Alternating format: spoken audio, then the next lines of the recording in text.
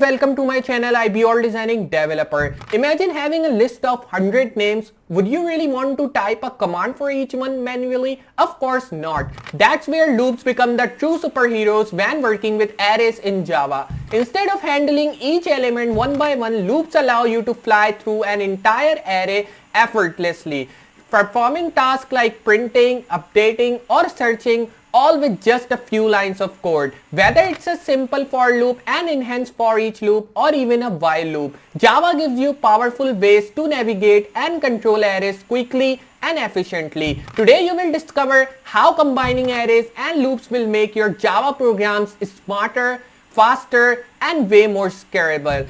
Ready to master this game-changing combo? So if you understand this amazing video in which we will be learning about Java loop arrays, so remember to hit a like, and if you're new on this channel, want to see more videos like this, so remember to subscribe, and after subscribing hit notification bell so you can get the notifications of all my videos which I will be uploading in future. So now what we are waiting for, let's move to computer screen and let's dive into it.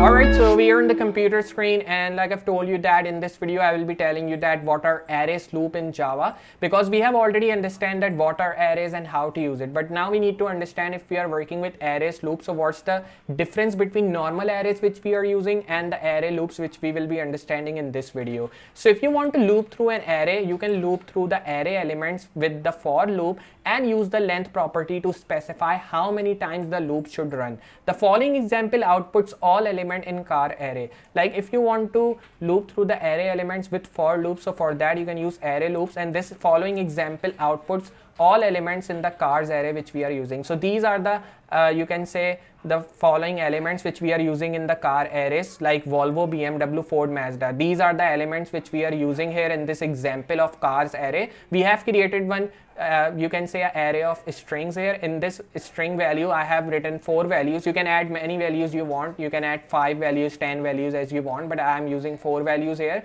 It's your choice how many values you want to add. Then we are using these all arrays of strings here with this for loop here, so that I can loop through an array, and we need to understand how we can loop through an array. That's the reason we are using for loop with this array of strings. You can use array of numbers as well, you can use array of integers as well, it's your choice. So here in this example we are just understanding how we can loop through an array using array of strings. You can also use array of integers if you want.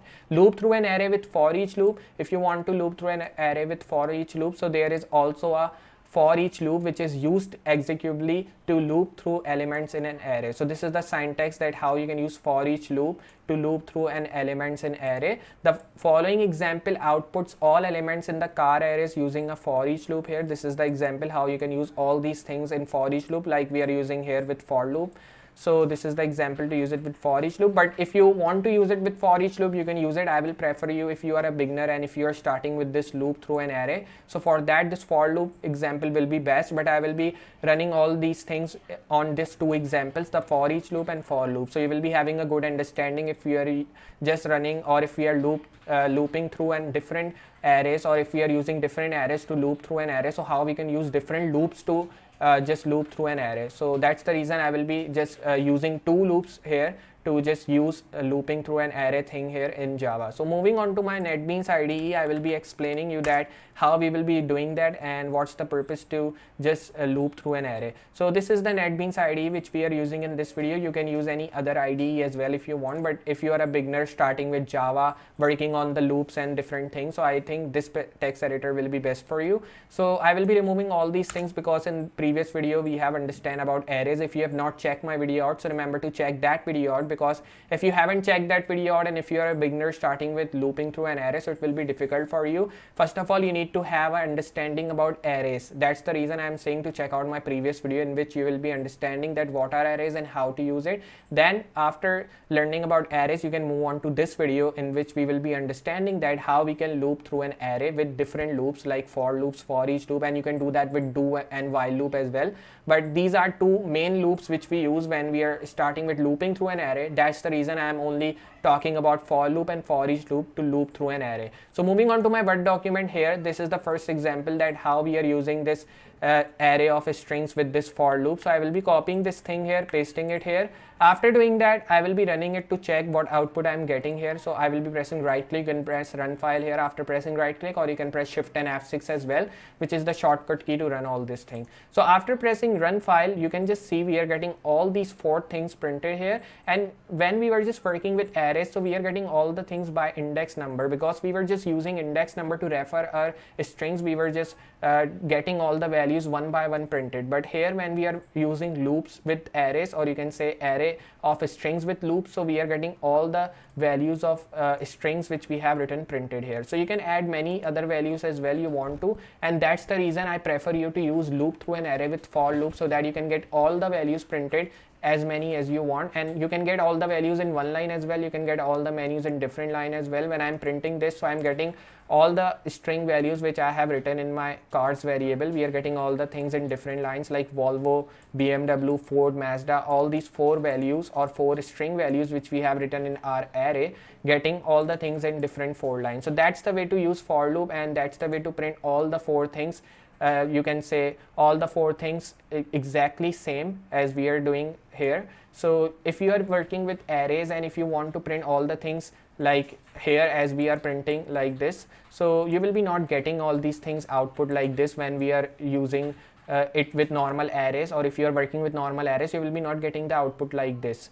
So if you want to get the output like this, for that you need to use for loops like we are using, because here we are defining I variable as 0. Then I'm writing here like I want this card length should be getting the things here which we are getting, and I have told you about this card.length function in the previous video of arrays, that why we use it to check the length of an array. So what this for loop is doing, it is just measuring the value from 0, and it is just giving me the length of my string values, or you can say the array of strings which I have written. So these are the 4 values which I have written in my strings. So it is just measuring those value and printing all the 4 values here, and we are getting it printed. So that's the way to print, and that's the way to get all the values. So I hope you understand how we are doing it and how we are getting different outputs printed here. That's the way to do that. Moving on to my Word document here. Now we need to understand if we are using same thing with for each loop, so what's the difference between that. So this is the syntax if you want to use same thing with for each loop. So you need to first of all understand that how we can use it with for each loop. First of all, you need to add for like this, then you need to add the variable type here, and after that you need to write the array name like here we are doing. So this is the you can say array of strings which we have created, and in this array of strings we have first of all created the type of variable here, and then we have created the variable name. Variable name is cars, so obviously we will be writing the variable name here as well, cars, and the variable type is string I variable. So here we have written my variable type as string I. I will be copying same thing here. Moving on to my NetBeans IDE, I will be pasting it in the place of this string, or you can comment out this, and moving down you can just paste it here, so that we can understand if we are doing same thing with for each loop. So what's the difference here, how we are getting output here, as we were just getting in this string printed all these 4 values. Now we need to check if we are using same thing with for each loop, so what output we are getting. Moving on here in my main.java file, I will be right clicking here and I will be pressing run file.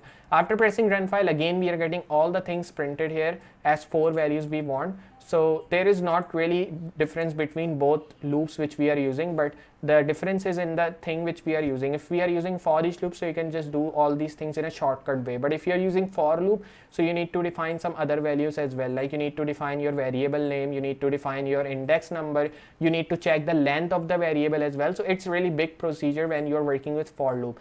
And same as when you are just printing all these things with for each loop, so it is much easier, but because of that you will be getting your time not being wasted, as when you are working with for loop, we are getting so much time wasted here. But when we are working with for each loop, you just need to define the variable type, and with that you need to define your variable name, and after doing that you just need to print this thing. This I variable should be printed because we are using I variable here, or obviously we need to print this I variable so that we can get all the things printed. And when you will be just running this thing, so you will be getting the output as we were getting here when I'm running it. And you can change your car names here as well, like if I want to change it to Audi, or here I can just change it like this, or you can change it by using index number as well. In the previous video I have told you when we were just working on arrays, but that's a big procedure. I will prefer you to, if you want to change the value in your arrays, you can directly move in arrays and you can just remove the value and write the other value. Like this you can do, but that's another way that how you can change the value by referring the index number here. So I will be just pressing right click and pressing run file. You can just see we are getting Audi, BMW, Ford, Mazda, all these 4 values printed in my output because I have used these values and I am using these values to print different things. So moving on to my but document, I hope you understand that how we are just using arrays loop here and how we are looping through an array in Java. So there are many different arrays which you can use. Like in this example I have told you that how you can use this looping through an array using arrays of strings. You can do that thing with arrays of integer as well if you want to do, or I will be telling you in coming up videos that how you can do the same thing as you have done with array of strings, how you can do that with array of integers, and how we have used for loops and for each loop to loop through an array. You can loop through an array using while loop as well. You can do that using do while loop. You can do that using you can say for each loop, but we have understand that how we can do that using for loops and for each loop. And I will prefer you if you are a beginner, so you have to start with for loops here because this is the